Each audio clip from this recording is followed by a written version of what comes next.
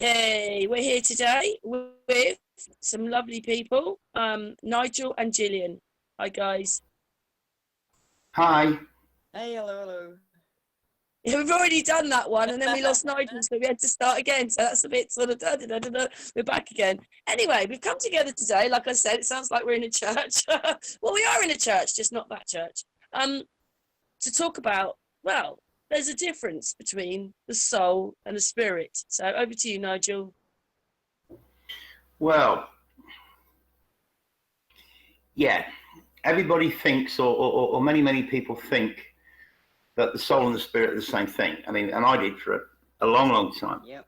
Until I started going through that book that we spoke about earlier, this Masonic book, which was written a long time ago, long before. When things were good, when they were more pure, and well, before they were taken over.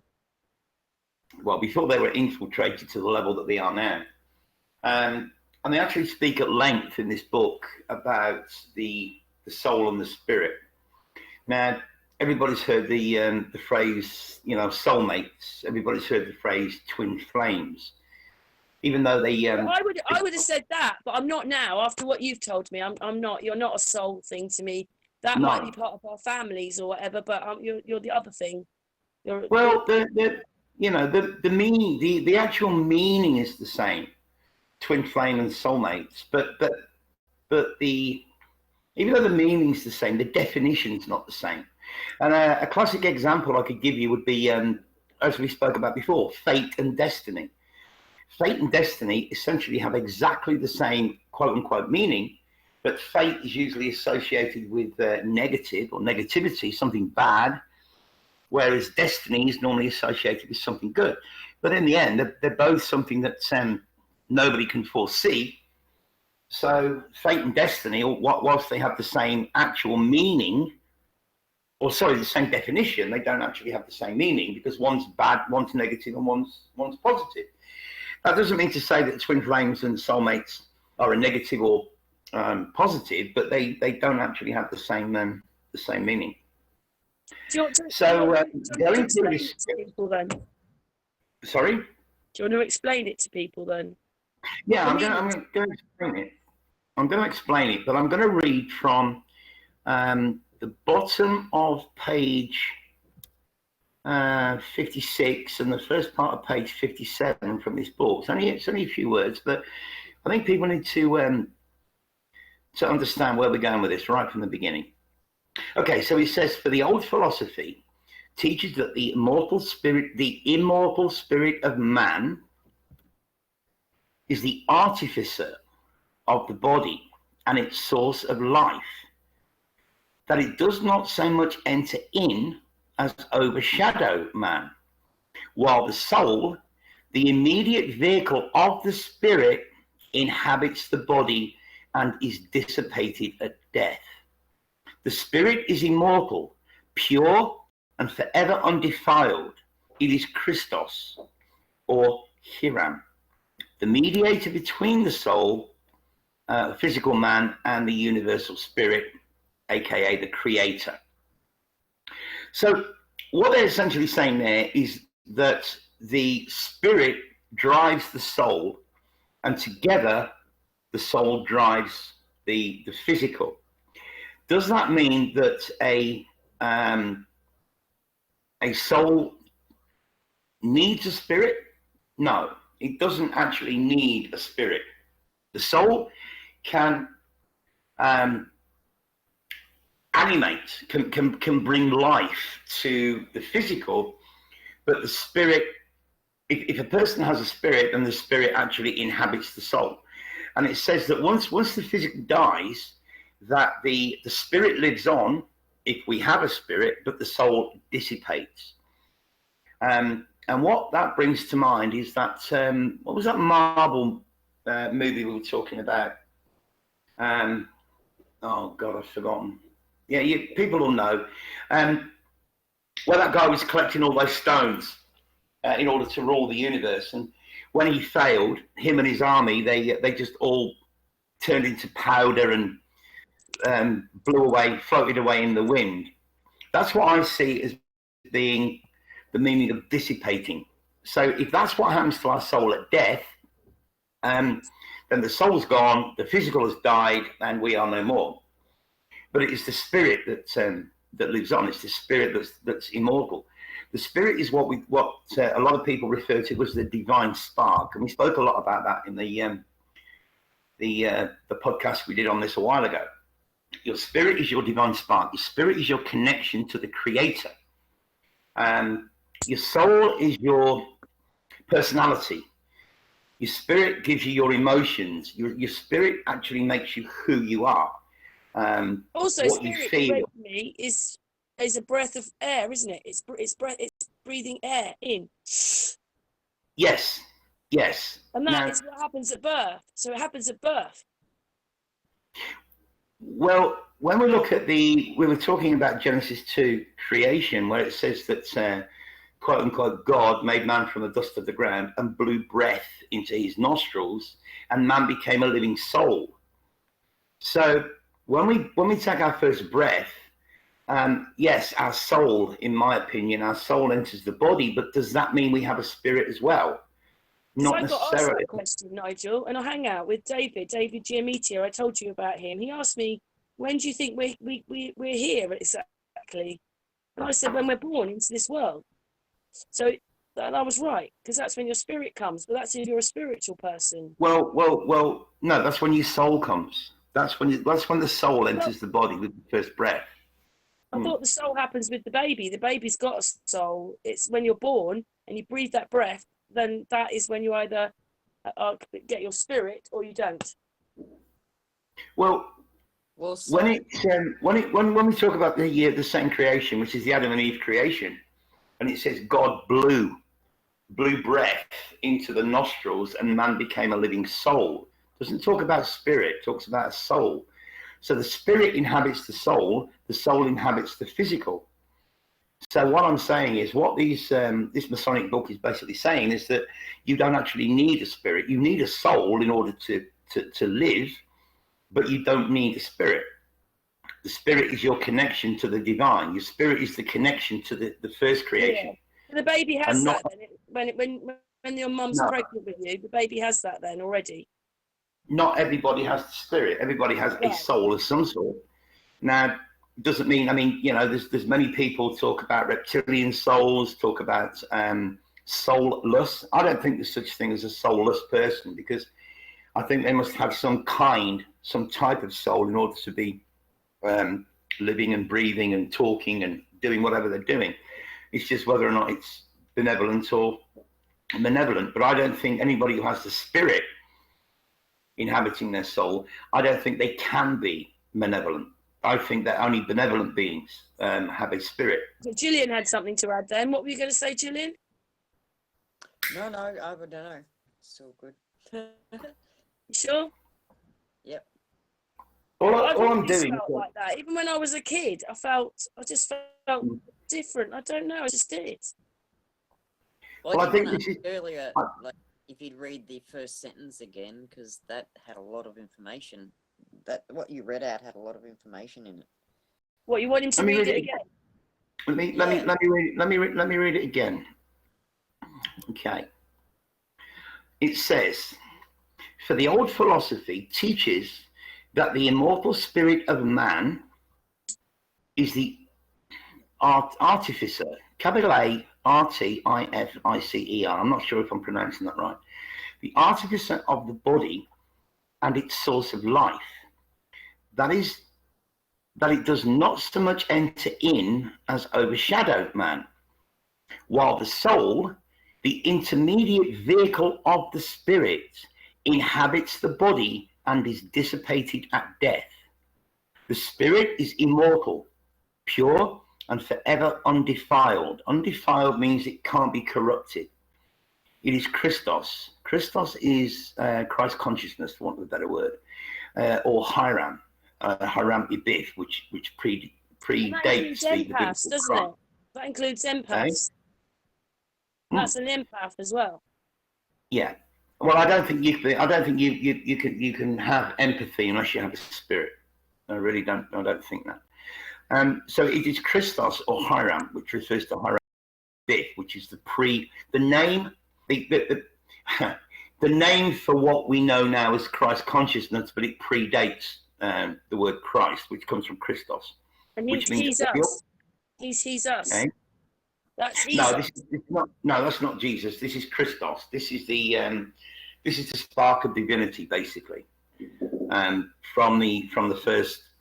Which I think is sort of a crystal. No, the Jesus, he's us is basically people who have the Christos. They have that Christ consciousness. They have that empathy. They are what we would now call awake. Okay. She said.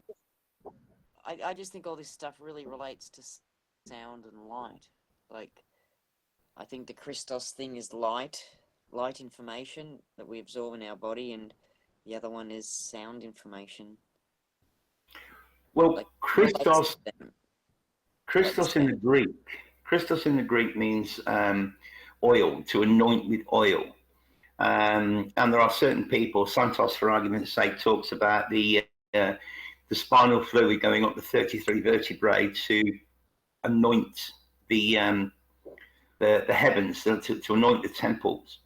But it says it is Christos, or Hiram the Diff, the mediator between the soul, or physical man, and the universal spirit. Now, they refer to that as the Father in heaven, which essentially is the creator. So what it's basically saying is that it's the spirit that has the connection with the creator, i.e. what I refer to as being the spark of divinity. So if you have that spirit, you have that spark of divinity. And that's what you were talking about with the M on your hand, Karen. Maybe we can touch on that later.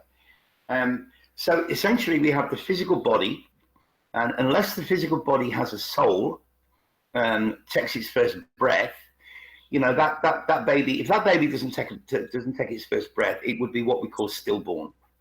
It's not that it's dead so much as it just doesn't come alive after birth. It doesn't take its first breath. Once it takes its first breath, that is the soul. That gives it life. That animates the body. If the soul then has a spirit, which it says it kind of overshadows man, that's your guide. That's the one. That's the part of you that lets you know the difference between right and wrong, good and bad. Gives you empathy. Makes you understand who you are instead of what you are. So again, this is the difference between people like us in what we loosely call the truth community, those of us who are awake, and the NPCs. It's like heart and brain. Some people follow their brain, some people follow their hearts. What they do, and some people follow the gut, as we spoke about earlier. I mean, gut instinct is your gut's never wrong. Yeah, which would be your heart. So you essentially, you've got your physical, you've got your soul, and you've got your spirit, which I guess you could relate to your brain, your heart, and your gut. But essentially, the soul and the spirit they're only one and the same. Once the spirit comes in, you have that spirit, and that spirit actually inhabits your soul. So at death, what it's saying is that the physical body dies, the soul basically just evaporates, essentially, and the spirit lives on. The spirit is immortal, uncorruptible, can't be bought, can't be bribed. What's the difference between the second creation and the third creation, out of what you were talking about on our first hangout? Yeah, I think it's all connected, because the first creation, we're talking 127, Genesis 127, and again, I don't think we spoke about this on a hangout, but I really want to point out that that biblical reference, Genesis 127. I mean, just think of those three numbers, 1, 2, and 7. Pearl Harbor was December the 7th, 1, 2, and 7. September 11, the three towers that came down was 1, 2, and 7. Now, there's no such thing as a coincidence. And then you have the Genesis 2, which is Genesis 2:7. It's minus the 1. The 1 is the I. Looks like, a 1 looks like the letter I. I is the ninth letter of the alphabet. I is me. So that part of it's been removed. So you've gone from Genesis 1:2:7 to Genesis 2:7. That is the second creation, which is essentially soulless or spiritless. They have the soul, but they don't have the spirit. They don't have that divine spark. Then you have the Genesis 6:2, which wasn't a creation, but it was where it says the sons of the Elohim, i.e. first creation, saw that the daughters of Adam were fair and took them for their wives. So then you would have a situation where a third, I don't want to call it creation, but that's what it is. If you've got guys from the first creation marrying women from the second creation and having babies, then that child's going to become a hybrid. So it's going to have that spark. It's going to have the spark of divinity from its father, but not from the mother. And for me, this just all makes so much logical sense, especially when I relate it to this what they're talking about in this Masonic book. So humans had no spark of divinity. Is that what you're saying? Yeah, essentially. Unless they're related. Well, you say humans. I mean, the Genesis 1 creation says, "I will make humankind." The second creation says, "I will make man." Now we, humans and man, human. Hue means color. Human, color of man. So again, a lot of it gets lost in translation. Well, a lot of it gets. I think because we're mostly made of water. See, colors can be put into numbers, and so can sound, and so it's just transferring information from one medium to another. And so I think I call us living rainbows because we're mostly made of water, and emotions are our colors. So if I was trying to decode emotion into people, I would use the frequency of sound, which is also color coded. That's what I'm trying to say. Anyway. Yeah, but then then man across the earth, they're different hues, they're different colors, different races. Different colors. We're not all different colors, really. We're just different shades of brown. Well, yeah. There are no yellow people. So there are no what? There are no yellow people. Well, there are actually. I've got a few in my class. A very, very slight yellow, but they tinge. Call but themselves yellow? Yeah. Yeah, so I've got yellow skin. Yeah. Okay. I take that. Yeah.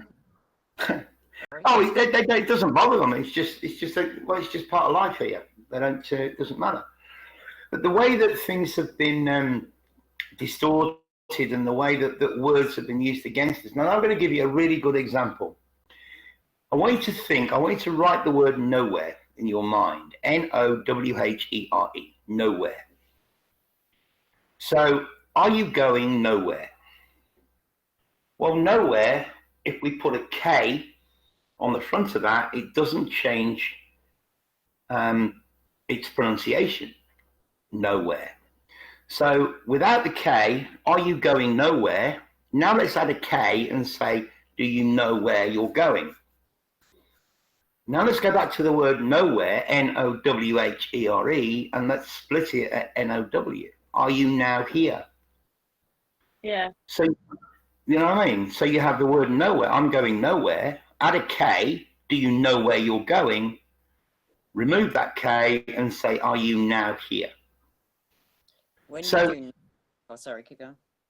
No, I was just going to say, so the whole language side of it is distorted, it's... we only see what we're taught. Like you do Noah, and I hear 3 different versions. There's Noah from the Bible, N-O-H-A. Yeah. There's Noah the weather aeroplane, N-O-A-A. And then there's Noah in quantum that collapses the wave function, the K-N-O-W-E-R. And they're all the same word, but unless you know the context, all these words they've got to be related for a reason. Well, I can throw another one in. Put put a K in front of, put an ER on the end of the word know with a K. You know it in your knower. What's your knower? Your knower is your brain, I guess. If you know something, then do you know it in your knower? Just another, it's a play on words, I know, but it still has a meaning. We can still easily give it a meaning.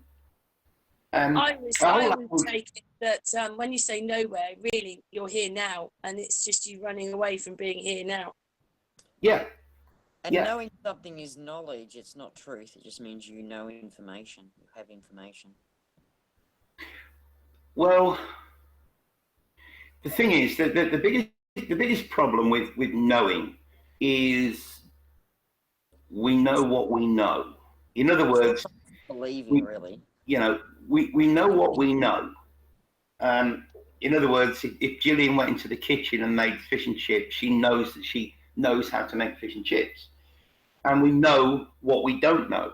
Gillian knows that she can drive a car, but she knows that she can't fly an aeroplane. She knows that she can't fly a plane. So we know what we know, and we know what we don't know. Well, we think we know, because sometimes we think we know something, we find out it's wrong. Well, yeah, but and when you wake up, that's the one thing you have to learn, is that you think you know everything, but you knew nothing. And even when you know more, you still don't know anything. The only thing we know for sure is that we know nothing. But where I was going with that is you know what you know what you don't know, but you don't know what you don't know. You only know what you know with what you know. So it's always better to research and learn more. And to be honest, as a human, it's better to be learning because the energy is coming in. And when you're not learning anything, the energy is stuck. It's not going out or coming in. So it's better to be learning, and that's what we're here for. And if we don't learn, then we're dead. That's the way. Well, absolutely. And you can't know information, obviously, that you don't know, but you can recognize that you don't know the information, that you're missing a patch, and that you can go and fill it in if you want to. Go fill it in. But most people don't even know that they're missing information. Yeah, because they think they know everything, but they don't. They don't know everything. Yeah. They've been told wrong information. But the thing is, when we go down these various rabbit holes, as I say, we know that we know how to drive a car. We know that we don't know how to fly an aeroplane. But it's you don't know what you don't know. That's the crux of it. And unless somebody brings up the subject, unless somebody says, hey, have you looked at this, or have you looked at that, or have you thought about this? They've never even thought about it. So they don't know that they don't know. Though, isn't it, Nigel? Because everybody who's watching television thinks they know everything, and they don't. They only know what they've been told. Yeah. So if you don't know what you don't know, and then I tell you something or bring something to your attention, then the first thing you're going to say is, well, actually, I know I don't know anything about that. So you've gone from I don't know that I don't know to I know I don't know. So then maybe you're going to go up and do some research, and then you're going to come back a while later and you're going to say, wait, wow, now I know. So you've gone from I don't know to I know don't know to I know I know.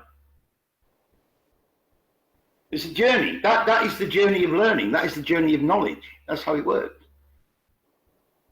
You just go around in circles. That's but your spirit knows.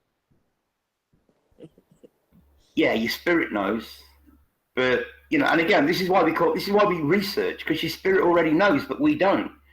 So we have to research the information, because our spirit's there to guide us. Our spirit is our connection between us and our higher self.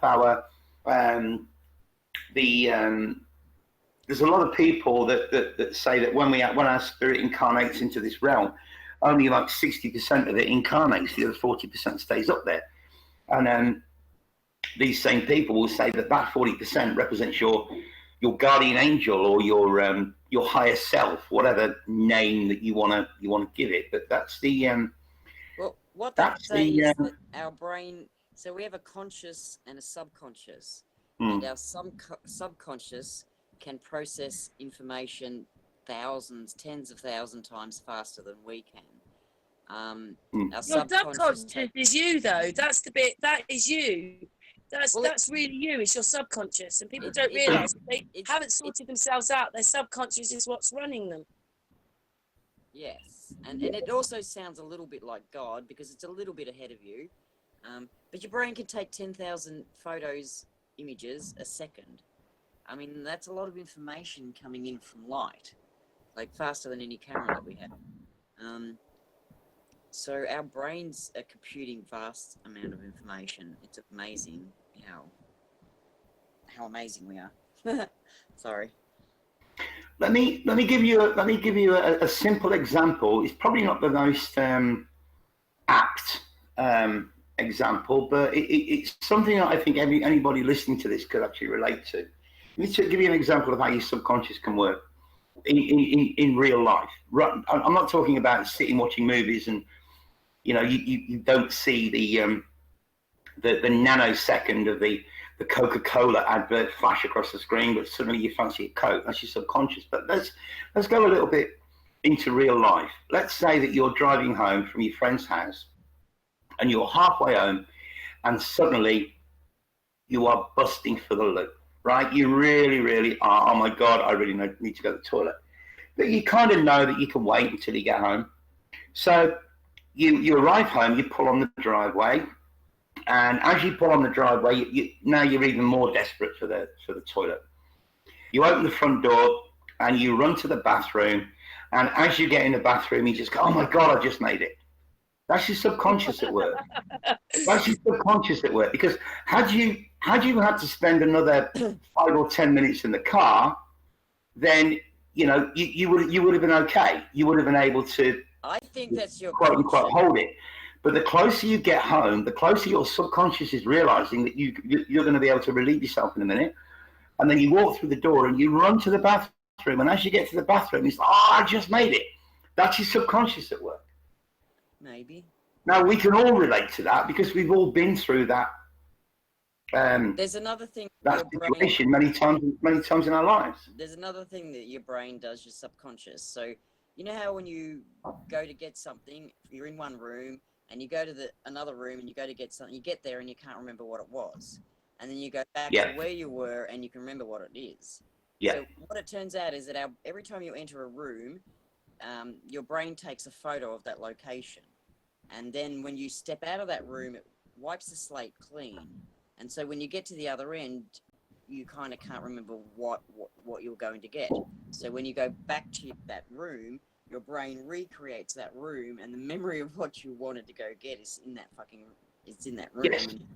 And you grab it and you leave with that thought to go and get. Yeah, so this is how fast our subconsciousness does things, and we wade through. That's another example of how our subconscious works.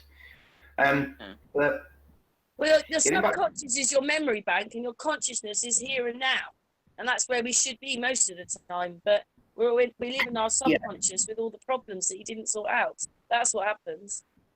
But we're kind of going back to the spirit. We're kind of going back to the spirit, the higher self, the inner knowing. Now, there's a little story that I shared with Karen a while ago, probably a week ago, and I don't mind telling you. I was on my way home. I went to work in the morning, did my class, went to the supermarket, and I'm riding my bike home, and I had this. I don't want to call it a voice in my head because that sounds all woo-woo, but I had this feeling. Yeah, very, very strong feeling. Very strong feeling. When you get home, don't take your bike up the elevator to your apartment. I live on the 15th floor. Don't take your bike up to the apartment. Now, this would have been around noon, and I had to go back to work at 3:30. And I'd been shopping. I got some groceries and that, and my bike really needed charging. So I thought, I'm going to ignore that little inner voice. And as I got home, this was so strong. As I pushed my bike into the lift, I had this crazy feeling. You don't do it. Anyway, I ignored it. And I came up to my apartment, charged my bike up. Needless to say, when I opened the door, my apartment door at 3:30, I had to walk down 30 flights of stairs and go and get a taxi because the lift was out of order. And I knew that was going to happen. I knew why I was being told, don't take your bike upstairs because the elevator was going to break. Do you know, I And the take elevator, that, Nigel. I suppose we eh? get born with a spirit guide, right? And if you don't believe in it all, then that spirit guide stays with you all your life. But if you wake up more and you understand more, you could turn around and there's an army of them, and they're always telling you stuff, and we don't listen to them. That I think I just looked at the etymology of spirit, and its origin is Latin, and it means breath. Yeah, Nigel, do the dead entity bit, because that's to do with the soul, isn't it? Breath, spirit. The dead entity. Well, it was this, that you were looking up and you went through because what it is that you've been looking up the original meanings, not the new meanings or the new Bibles they've got. You have to go back to the Hebrew meaning, and the Hebrew meaning means dead entity. So that's why you need a spirit. Yes. Your spirit is your divine connection, your connection to the creator. Your spirit is your divine spark. If you don't have the divine spark, you can still have a soul, you can still do everything that people do. But people that are inherently bad, people that do bad things, they have a soul, a negative soul, but they don't have a spirit. Because if you have a spirit, you're connected to the creator. And then that actually inherently prevents you from doing, bad things, for want of a better word. Because we're already sort of ingrained, like even if you're not into the Bible, those commandments, thou shalt not kill, thou shalt not steal, all those things, they're actually embedded in you. Hey, listen to this. Hey, I just did the etymology of spirit, or this is the etymology of soul.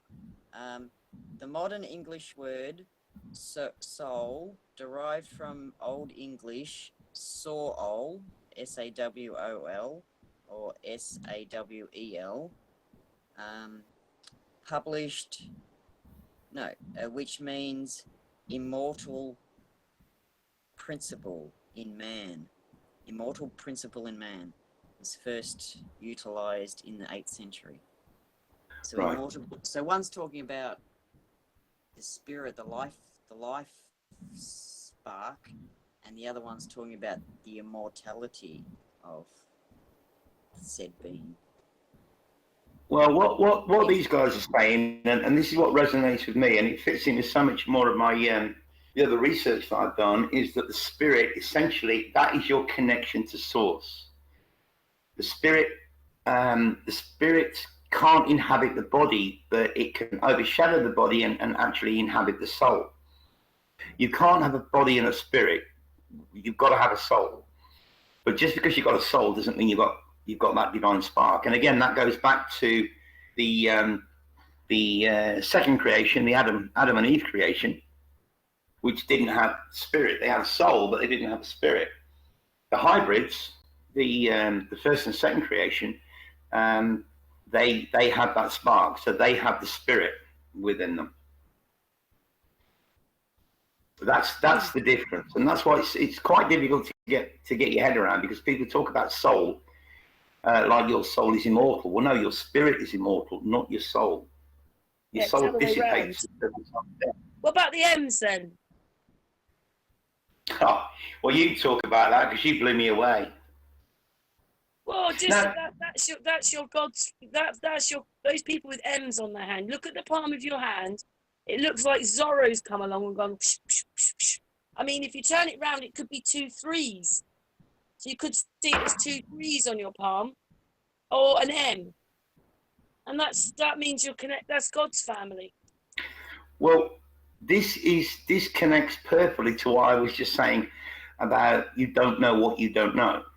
You know what you know what you don't know, but you don't know what you don't know. Now, it was you that pointed that out to me. I mean, I've lived with these hands for 50 years. I made Nigel think for a change rather than Nigel making everybody else think. So we're back to a special group of humans and a normal average bunch of humans again. Yeah. Well, But I think You this is tried it out, important. didn't you? You asked a few people, and he had one M on one hand, but he didn't have an M on the other Yeah. hand. they're just creases in your hands, depending on how big your hand is and how much weight you Maybe that's why they have to crucify Jesus through the palm of his hands. You know, in the story. Well, in the story, but that never really happened in real life. But the point that I'm trying to make, and what I'm trying to link this back to, is what I was saying earlier about you don't know what you don't know.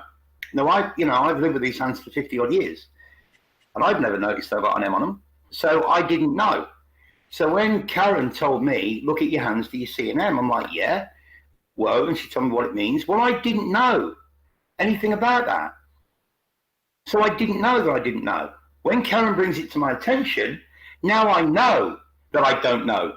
I'm looking at it and going, well, okay, I can see that, but I don't know what it means. So I know I don't know. So then I go and do some research and I look into it, and now I know what it means.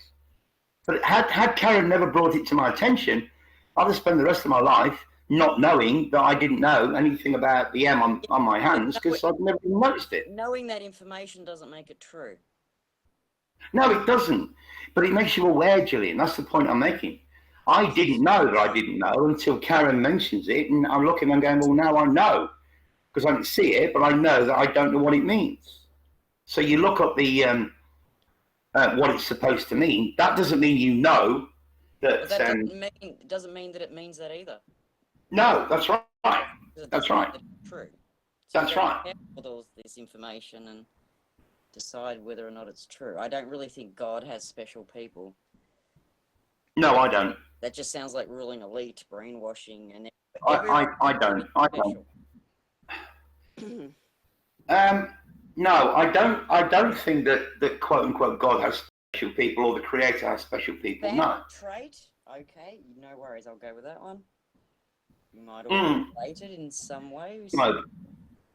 But I think some people have that spark of divinity, that connection to the people feel that though, don't they? I bet you people listening in will look at their palms of their hands, see the M's, know they're empaths. They'll know they've got that connection. So the rest of us that don't have one, we can't be empaths and special. Well, let me put it this way. Only you two with your M pattern things that someone's convinced you about. But I'm not special because I don't have it. Okay. Well, let me put it this way. I'd be very surprised if people like Hillary Clinton have an M on their palm of their hand. Let's put it that way. I wouldn't, because it doesn't mean what you think it means.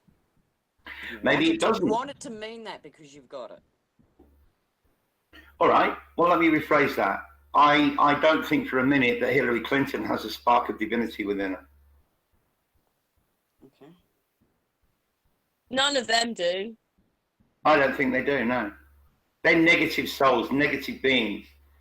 I don't think they have the same kind of spark of divinity that. Being a spiritual person, it's different. It's different than it's different. You do things differently. You think of a whole. You don't think of just yourself. You think of your family. You think out. The shitty stuff they do, they enjoy. They're not getting any negative chemicals from their body or their brain. They have no guilt. They're not going to die with selfish. They're narcissists. They're all narcissists. They have no empathy, and I think that is the probably one of the most important things. They have no empathy. I mean, neither did I when I had my brain injury. I just couldn't comprehend it. Although they're a little bit different, I have to admit. But you've had to sort of retrain yourself, haven't you, Julian? Yeah. I don't think any of us here right now, and anybody listening to this, I don't think we are actually capable of doing the same kind of things that these Hillary Clintons and her cronies do. I just don't think we could actually physically, mentally be able to do it. I think if we're in that situation, we do exactly the same thing. We just had a bunch of top SAS soldiers in Australia done with murdering people in Afghanistan that were prisoners. So, I think if you were born into that situation and your parents collapsed companies and made new ones and which meant heaps of people went out of work, lost houses and shit like that. It's a different world. Thing is, they bought into the materialistic world, and these people, some of the people, they're empaths and that, but they don't know that they are, so they carry on in that materialistic, whatever it is, game. Dog world. I mean, are you going to give up your beauties and go back to poverty? I mean, nobody's going to do that. What? You'd be insane.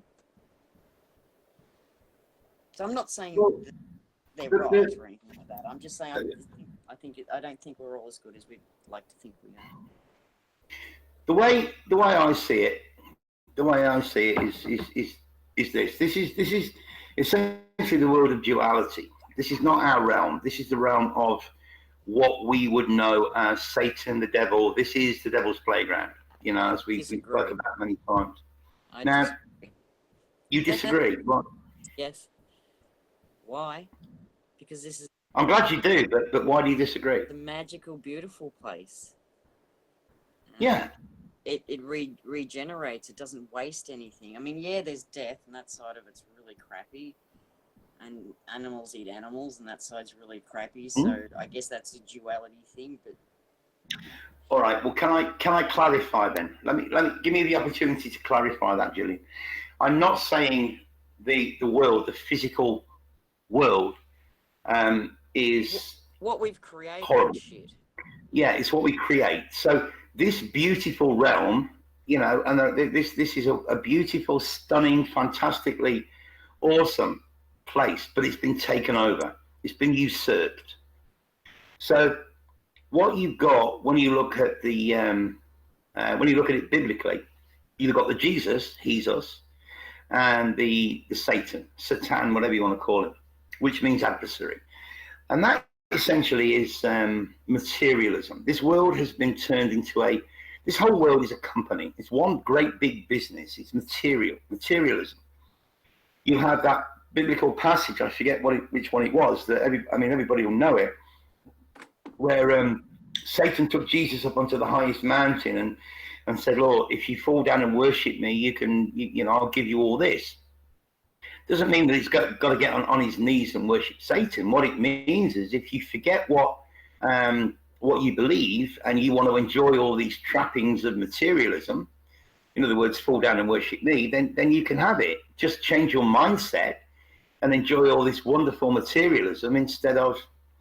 but we are material beings. I mean, instead of the opposite. So what the Satan was doing, which is simply materialism. Satan is the materialist. Our greed. I don't think there's a magical being, Satan, that turns up. It's us. Yeah, of course it is.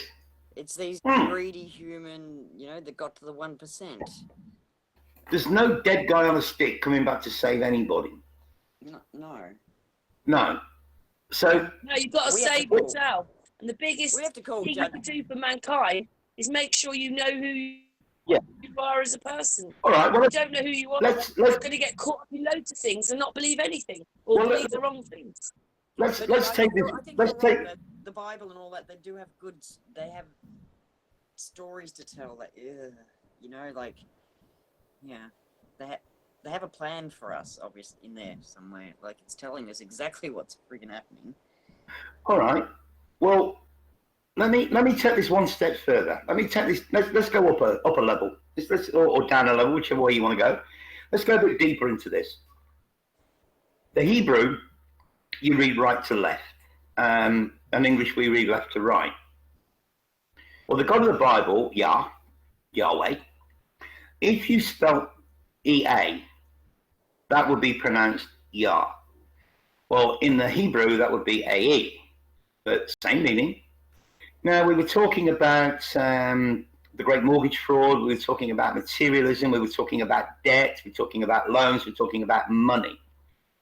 Now, another word for God, if you like, is Elohim, which is why we shouldn't call these scumbags the elite, because we're using the prefix El.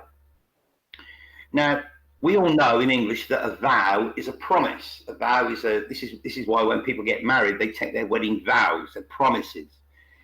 Well, what do we have in English? We have vowels, vow-el. So a vow-el is a promise to God in the etymology. So then what are the vowels? A-E, which is Yah backwards, which is God. A-E-I-O-U, why? So which basically translates into God, I owe you. Why? Because we're talking materialism. The God of the Bible is the God of the materialistic realm, which happens to be this beautiful earth that we all live on and we all share, that has been usurped by materialism, by the 666 beast system, which is currency, money, wealth. You know, a few hundred years ago, when man was living in a field and you know, going out with a spear and catching fish and you know, killing deer, you know, there was no such thing as money. It didn't exist. It's been turned into that. So in our language, we have the vowels or vowels promised to God, A-E or E-A, which is God, followed by I owe you, I owe you. Why? But what is...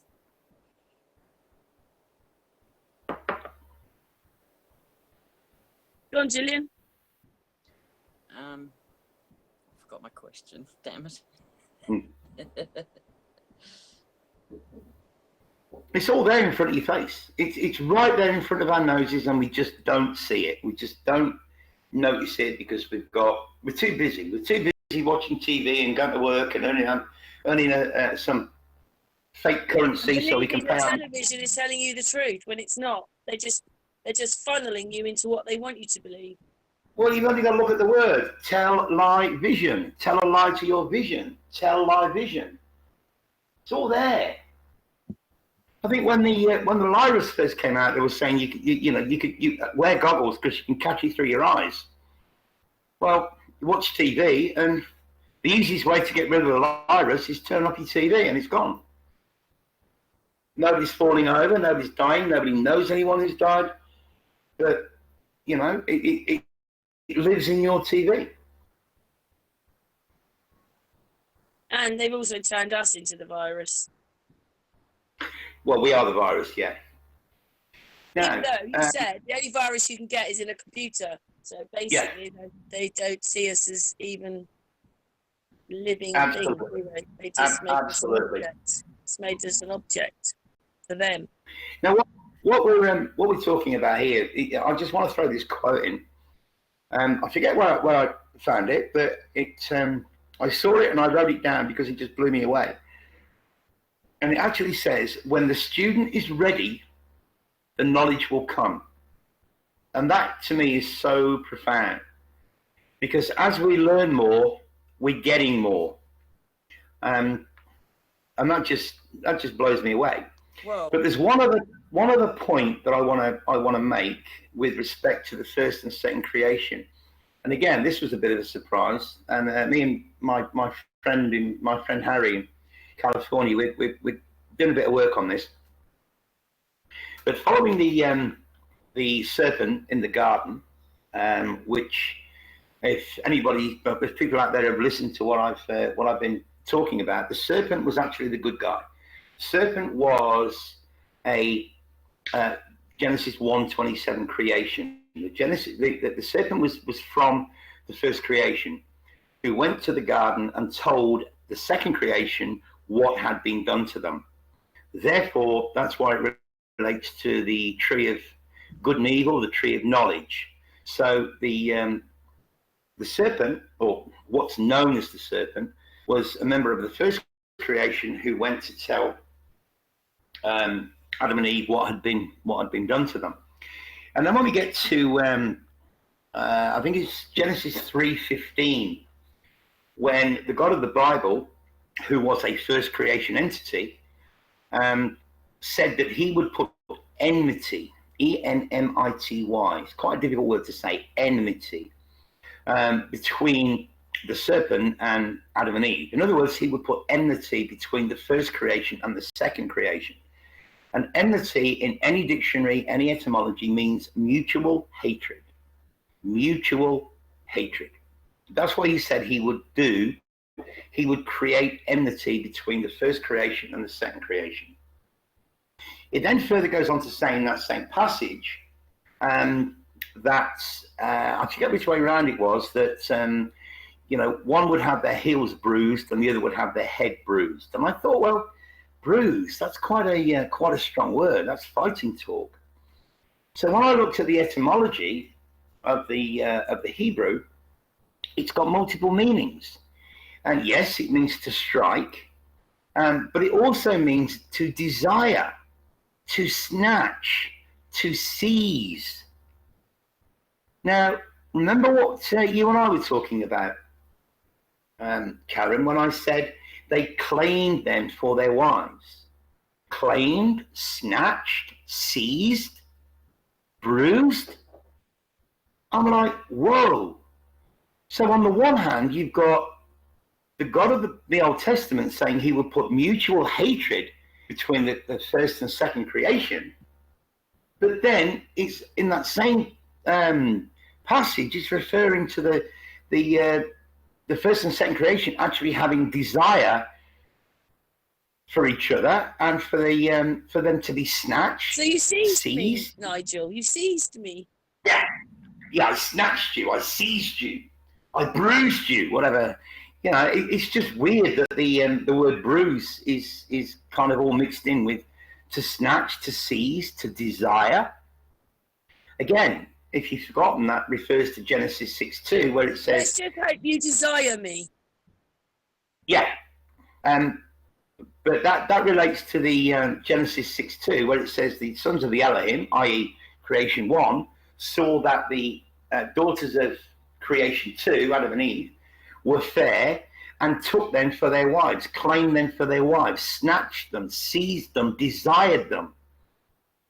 Now, how is that possible if the God of the Bible said, I will put mutual hatred between you? Well, obviously, he tried to put mutual hatred between them, but it didn't work because they still desired each other. And that is what created, not in the biblical sense of the word, but that is essentially what created the third creation, which is the hybrid. Listen, if you're, I'm not saying it's changed. It probably has changed now, but that's why arranged marriages, they're all to make children. So that's how they snatch the wife. Doesn't mean they love them. Doesn't mean they want to have children. They need children. Well, they actually, arranged marriages in China are very, very common as well, but it's not kind of what people think. It's all to do with social status. Now, if you've got a young guy here, let's just say he's a doctor, or he's trained to be a doctor and he's working in a hospital and he's single. Time for him to get married. So his parents will talk to their friends and they will find a suitable wife. Now that suitable wife must be some kind of professional. Now, if that doctor on his day off decides to go to the local farm to buy some produce, some fresh produce, and there's a young peasant girl, a young farm girl working on that farm, and they fall in love with each other, they're never going to get married, would never be allowed, because she is so far below his quote-unquote status. So you don't tend to have this, they have this class, almost this class society still in China. So it doesn't matter that the doctor falls head over heels in love with his farm girl and she falls head over heels in love with him, and the fact that they could live a long and happy life together, it's not going to happen, because when you get married, it's more of a meeting of families. It's more of going back so to... communism has like the royalty classing. Well, Communism where everybody's equal actually has classing in it of upper class, middle class, and lower class, just like England does. Yeah, for the most part, I mean, people keep talking about communism like it's a dirty word. It's only what we've been taught to believe. Now, Well, as I compared say, to what? well, I mean, it's not like democracy's doing real well at the moment either. So. I've made it quite clear that I'm coming into my 7th year of living in China, and if this is communism, well, I'd take this any day of the week over what you guys are going through in the UK and Australia right now, because I don't see any of that happening here. I go to the store, I go to town, I go to school, I go to work. people in school. I've got 6,000 kids in my school, and God knows how many teachers. Nobody's wearing masks. There's no social distancing. There's none of that bullshit. You go to the supermarket, and of course now you've got to put on a mask because it's winter. Yeah, it's winter. But you know, it's just absolutely, it's crazy. You know, the police leave you alone. As long as you're not doing anybody any harm, people just leave you alone to get on with your life. So if that's communism, well, fine. I really don't have a problem with it. But it has become a dirty word. But going back to what Gillian said, yeah, with that idea of communism, everybody is equal. But in reality, they're not. The guy that runs the local factory, who's a multimillionaire, is not going to be on the same level as the guy that runs the shop. But he would be on the same level with when it comes to a level of respect with a teacher. Teachers in China are held in really, really high regard. It's almost embarrassing. You know, you walk through the school and occasionally a student will actually stop and bow. They'll actually stop. China doesn't have real communism then. No, it doesn't. No, not. Don't own anything either. And if you all own things, then that's not communism, is it? No. Also, Claudio said that they've mistaken communism for common law. So it might mean all the communist countries live common law after all. Well, if you think about the word community, it's got the same root. Community. And again, that's given a dirty word. You know, was it that David Koresh or whatever his name was? You know, he created a commune. He created a community. I don't think. I mean, all that was all nonsense anyway. It was all bullshit. But that's not the point. But the point I'm making. Every country has a decent model, do they? Really? Say again. I don't think any country has a decent model of, democracy. No. And it doesn't matter which country you look at. I don't think anyone's doing a good job anymore. Well, let me explain. This is from my experience. This is why the doctor's never going to marry the farm girl.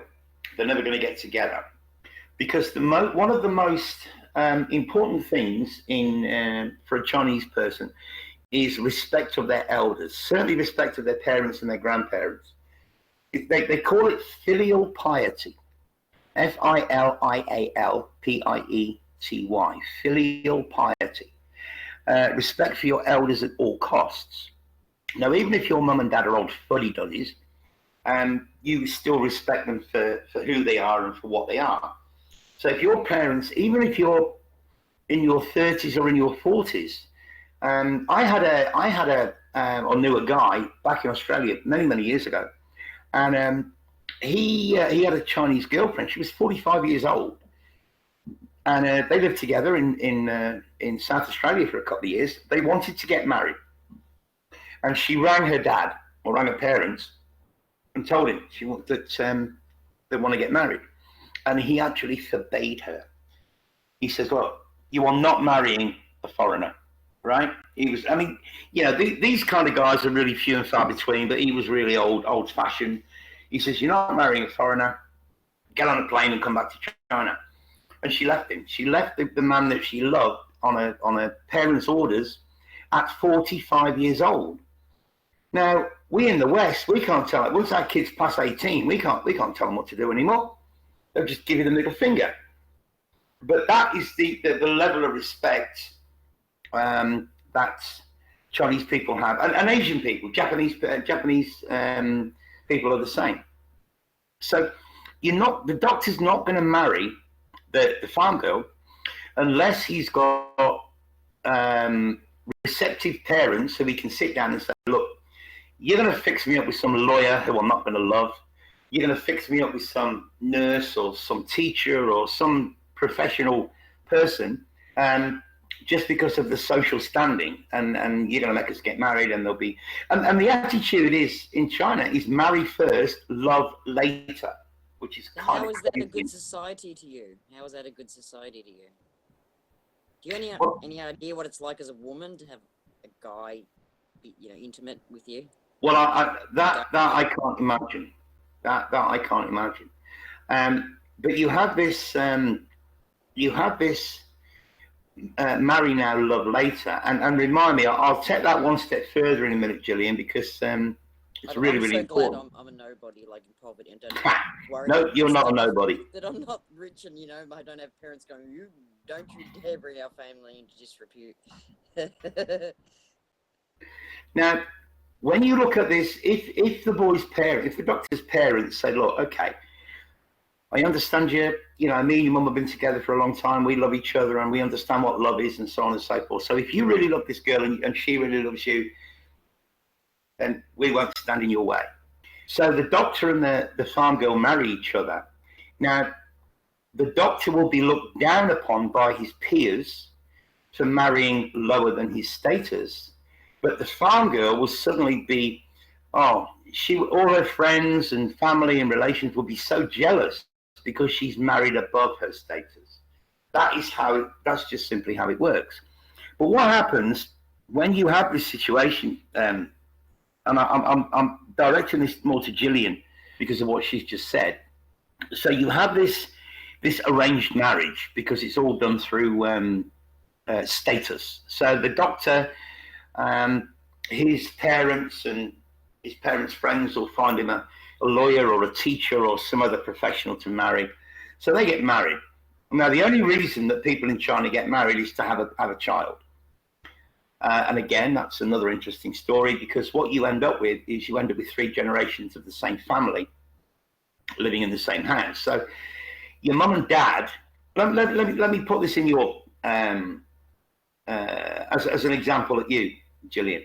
So your mum and dad want you to get married because you're 29. Once you get to 30, you're classed as a leftover woman, a shengnu. You're a leftover woman because you passed 30 and you're not married. And it really is, look, just go and find a husband. We don't care what you do. Go out, don't come home till you found a husband. I know that sounds flippant, but it's kind of that attitude. So you find a husband, you get married. Now your parents are pushing you to have a child. Come on, hurry up, have a baby, have a baby, have a baby. Once you've had that baby, you can go back to work, your husband's at work, now your parents they're living in the same house as you. Now their job is to raise that child. And that's what they do. That's essentially how it works. But what happens in China on a more personal level, and I know I'm the only guy here, I'm talking to 2 girls, but once you become pregnant, once you're 3 months pregnant, the doctor will tell you you are not allowed to have sex, right? Because it may damage the child. So now your husband's like, well, hang on a minute, I didn't really sign up for this. So he's got to go another 6 months. And then after the baby's born, the doctor will tell you that you've got to wait for it all to heal up. And so you've got to wait another 3 months. So once you're 3 months pregnant, neither you or your husband are going to be intimate with each other in that way for a period of 9 months. So a lot of Chinese guys, they go, well, I didn't sign up for this. So, I'm going to go to the bar with my mates and I'm going to hit on whoever I can hit on. I'm just going to do what comes natural. So then you have a really, really high divorce rate in China because the wife finds out that the husband's been cheating on him. And then they split up, they get divorced. And here's the other terrible thing compared to the West, is that if you're married or you're married and you have a child and you get divorced, so you are a single mother with a child, even though you can work because your parents are raising the child, you're never ever going to find a husband. You're never going to find, no Chinese guy will ever marry you because you already have a child. Now in the West, we don't care, it doesn't matter. If I meet someone who's got a couple of kids and we fall in love, I don't give a shit. But that would never happen in China. You're never ever going to find a Chinese husband again because you've got a kid and you're divorced. Oh, it's going to be happening soon. China's going to change just like every other country. Can I say something? Yeah. I used to think, because we've grown up where we're saying we're living in this, and this is a bit off of spirit and souls, which we were talking about, but we believed what we thought what democracy was. And like Nigel will say, well, it's like, say, 49% don't want to go to McDonald's and 51 do. So that's the democracy, and we all go off to McDonald's. But it's not that. We all want to be equal. That's what it is. It's about being equal, whether you're a man or a woman. That's what we're really striving for. Forget what party, whether it's democracy or communism, whatever it is, we all want to be equal. Well, that's the problem, because we're not equal. Women will never be equal with men, and men will never be equal with women.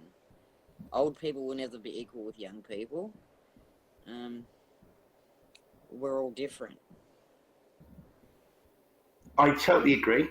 I think man can only ever aspire to be equal to a woman. I don't think women should ever desire to be equal to men, because they would actually have to lower. It's being equal in our minds. It's just equal in our minds. You can't be the same as equal, but it's about being equal. In our minds, we can be equal, but a woman will never.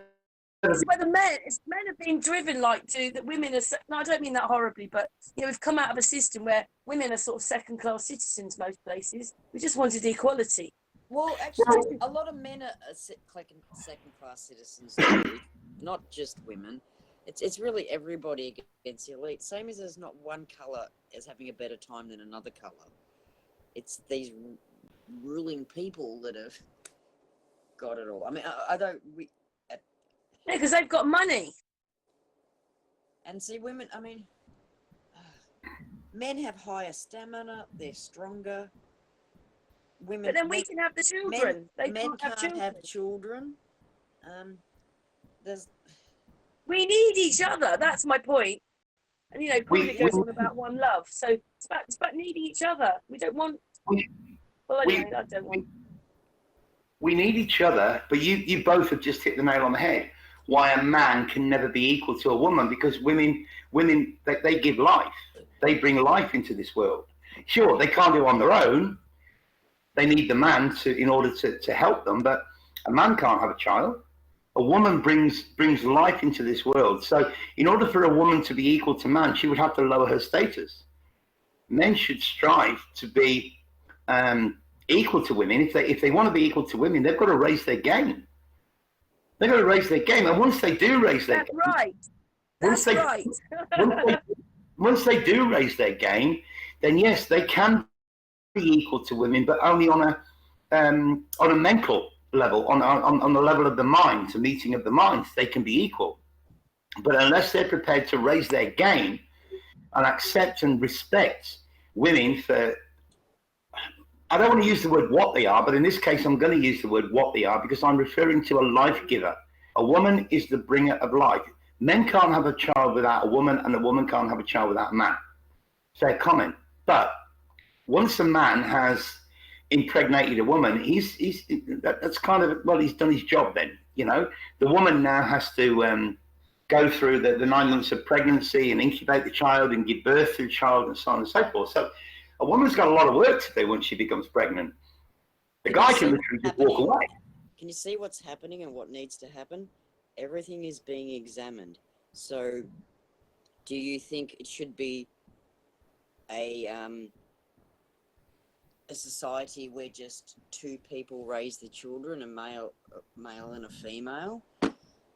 Or should it be a community, like in the old days in Aboriginal community, or like China, where the grandparents raise the children while the parents go, because they have the physical strength to go do physical things?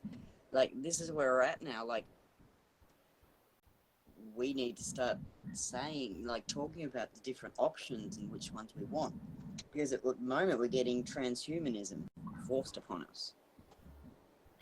I think that is a very, very valid point. In fact, I think it's a beautiful... For this topic, this conversation. Sorry, I don't know where I got that from. No, I think that is so profound, because, I like the community idea, because, everybody kind of chips in, everybody helps each other, just like it used to be back in, we were born in the 60s. I mean, nobody used to lock the doors in our street. Everybody knew everybody. Yeah, we're taught to be separate, but we actually need each other. Yeah. But this is the system that pushes us apart. And I've just uploaded a video on my channel. It's only 10 minutes long, and it talks exactly about the divide and conquer. There's good and bad to everything. I mean, I personally would liked raising my children in my own house, my own way.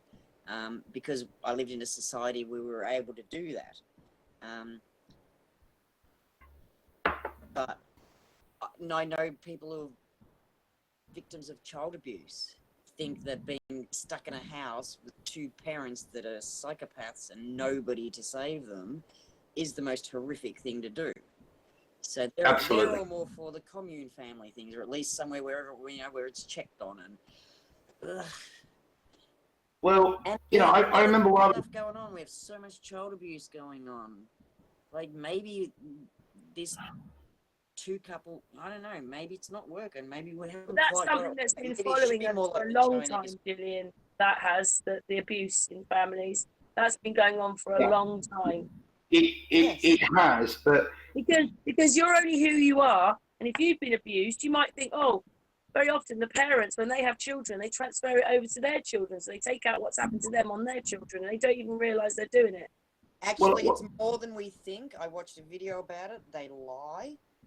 Most children, like 99% of children, know they're abusers. There's hardly anyone that's abducted by a stranger, it turns out. But okay, can I throw something in here that I think is quite important, and this is from my own experience.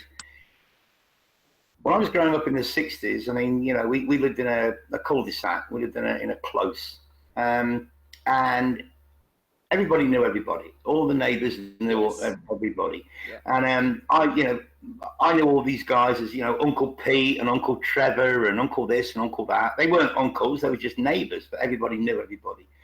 And had there been anything like that within that little close-knit community, one of two things would have had to have happened. Either everybody would have had to have been on it, or the perpetrator would have been taken out in no uncertain terms. So it's kind of what's happened is we live in areas now where we don't even know who our next door neighbour is. We haven't got a clue. We see them, but we don't talk to them. We don't know them in the same way that everybody in my street, my close, knew everybody. Not intimately, but everybody was friendly and hi Bill, hi Ken, hi Trev, hi Pete, whatever. And you'd stop, you'd have a chat, just small talk. How's work? Oh yeah, how's the wife? Oh yeah, not been too well lately, but everything's okay. That kind of just small talk. But anybody could go and knock on anybody's door in that street if there was any trouble, or they had a problem, or the wife's gone out, I haven't got my key. Are you busy? Oh no, come on in. And wait till she comes home and you see the light go on. Can I use your phone? Yeah, of course you can, no problem. It was kind of that style, that type of living, that type of community. I'm going back. The Second World War, supposedly we came together quite a lot in these two wars we had last century, where we just did, and like putting it back, my family, right? There was lots of children, but like one of the aunts would then feed that child, breastfeed them, because the mother was out at work. They would do things like that. They would look after each other like that. They would feed each other's children. But at the same time, there was still a lot of child abuse going on in those days in some families. Exactly the same then as now.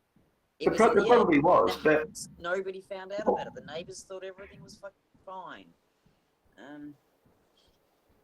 So yeah. I think what Karen's hitting on there is what we would call human nature. Those of us who have the spiritual, or not the spiritual, but the spirit connection. Those of us that have the that spark of divinity that haven't been damaged, would never ever dream of hurting another human being. None of us would. Now, I'm just going to throw something at you, because I'm not going to mention any names here. Not that it would matter if I did, but I'm not going to mention any names here. I was telling Karen a few weeks ago that I've got this one of my students. She'd be 15 years old, beautiful human being, absolutely beautiful human being, and all her classmates went off for PE. And I went into the office. I turned up for work, and she was sitting in my office, not looking very happy. And I'm like, "You okay? What's the problem?" Well, her English is pretty shit, but my Chinese isn't that bad. So she asked me. She said, "Do you ever feel alone? Do you ever feel lonely?" And I'm like, "Well, yeah, of course I do. I'm the only I'm the only gay in the village. You know, it's just me. So of course I feel lonely. Of course I feel alone. Anyway, she wanted to tell me that, and I was gobsmacked, you know, that her father had died in March of this year. He was only 40 years old. He was ill. He had a heart attack, but he was ill. He was ill for 10 years, and then he eventually died in March of this year. So, 15 years old. This girl, beautiful human being, lost her dad, but lives with her paternal grandparents. So there was her dad's parents, her dad, her mum, and her living in the house. Well, now that the father's passed, her grandparents want to move. They don't want to stay in that house anymore because of that's where their son lived and died. But her mum, she doesn't want to leave that apartment because she's obviously got all the fond memories of spending time there with her husband. And her dilemma was, well, what do I do? Because her grandparents had raised her, pretty much, you know, because her parents were out at work and so on and so forth, or even when her dad couldn't work, you know, he was pretty much incapacitated. So her grandparents raised her. So now she's in this dilemma at 15 years old that her grandparents want to go and move out of the apartment into another one, and the mum wants to stay where she is. So it's kind of, what do I do? Should I stay or should I go? And she's being pulled from both directions. And this poor kid, I mean, she was crying. I was crying. I actually ended up, I mean, I gave her a big fucking cuddle, which is not something that a teacher should do with a student, and certainly not something that people do in China. Well, I just couldn't help it. I ended up giving her a big fucking cuddle, and she's crying, and I'm crying. I'm thinking, God knows what's going to happen if somebody walks in the office, because there's only me and her in there. But I just felt so fucking, sorry to swear, Karen. I'm sorry. Yeah, it's not swearing. Yeah, sorry, but you know, that's emotion coming out basically. I just felt so sorry for this girl, but not in a, you know, I feel sorry for you kind of way. I felt her pain. I felt her emotion. I felt what she was going through, and I thought, my God, you're like a year older than my oldest granddaughter. I mean, this is just insane to lose your father at that age and then be in a situation where you know, push me, pull you from one end to the other. And for such a beautiful soul, a beautiful human being, to be in that situation, I was just like, I was crying. I don't mind admitting it. You know, the tears were streaming down my face too. So it's not all unicorns and roses. The lifestyle here and the way that the communities and that work is not without its problems, but for the most part, it works. And it's a case of, look, if it ain't broke, don't fix it. That's a man's view, that is. Can I just say we've been going for about an hour and a quarter. Okay. Do you think that's we're sort of done quite a lot? Because I'm going to call this hangout Soul, Spirit and Equality, because we've changed it. Okay. We came on to talk about soul and spirit. We've gone into equality. Yeah. Well, I think we've covered quite a lot of ground, and you know, and if ever anybody wants me to do a hangout and have a chat about, you know, life in China, I mean, I've done that many times. It's it's on my old channel, but that's been taken down, so it's gone. So, yeah, if anybody wants to send some questions in, you know, let's get the audience to post some questions on the in the comments. Anything that you want to know about China, and let's get a few questions together, and we'll do a podcast, and I'll answer them all. Because it's one of those places, everybody knows what it is, but nobody wants to come here. Even my kids. But don't you find that though? Don't you find that that's the unfortunate bit about what the press have been doing? They tell one country one thing, one country another, and we've got a feeling about them. They've got a feeling about us, and then when you meet each other, you realise it's all a bunch of lies. Of course it is. I mean, you know, in 6 years, my kids have never come here. You know, well, when are you coming back to Australia, Dad? Well, why don't you come here? Oh, I'm not going there. I'm not going to China. Why? Oh, no, I'm not going there. You know, I said to you the other week, I said, you got on a plane and you came over here for a couple of weeks, or you'd be treated like a princess.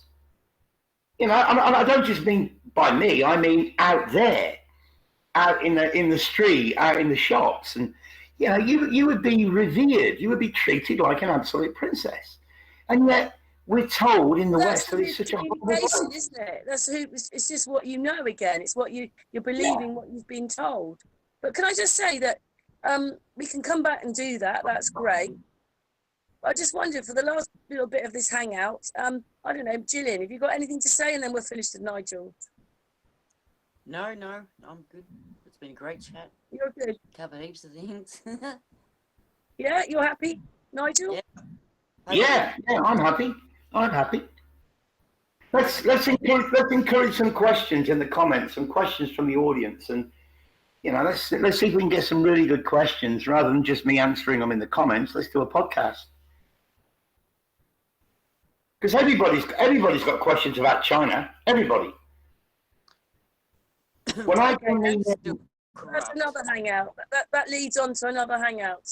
well, let me just finish with this. Over the last few months since the Lyra started, I mean, I've had a few bigger channels or big channels contact me because they know that I'm here, and I've done a couple of podcasts. One I sent to you yesterday. I've done a couple of podcasts with Jeff Daughtry from the Christian Whistleblower, from Jamie Lee from A Plain Truth, from Robert from the Observation Deck, and a couple of others. And what they've actually found is that the views on those podcasts, because we're talking about China, the views actually totally explode. And you know, within 3 or 4 days, they've got thousands of views. And when you look at all their other videos that surround that one, you know, they've got 3,000 or 4,000 views or whatever. So it does pique interest when we talk about China from a first-hand experience. The comments go off the charts, the views go off the charts, but I've never been or had the opportunity to finish a podcast by saying, well, let's encourage questions. Let's see what the listeners want to know. Let them pose their questions, and then, you know, I'll make a note of all the questions, and we'll do a podcast, and we'll address each one in turn. That could be quite interesting. That could be a bit of fun. That's brilliant, and we'll do that then. Hopefully there'll be lots of questions by the time we've finished this hangout. Okay. Gillian, thank you so much for your time and all your questions and ideas and thoughts. And the same for you, Nigel. Thank you very much for all your explanation and telling us the difference between a spirit and a soul, which a lot of people might, well, I'm sure people do know, but they don't know, you know what I mean? Yeah, I think they inherently know, but they're not quite sure. But I just want to say thank you, Gillian, because some of your questions have been quite thought-provoking. So thank you. No, seriously, thank you. Oh, thank you. Hope I didn't interrupt too much and send it off track. Not at all. Not at all. I'm normally the one that gets accused of interrupting, but no, you're welcome. Anyway, guys, thank you so much. Mwah to Gillian, mwah to Nigel, mwah to chat room. Thank you so much. Bye from us. Thanks, guys.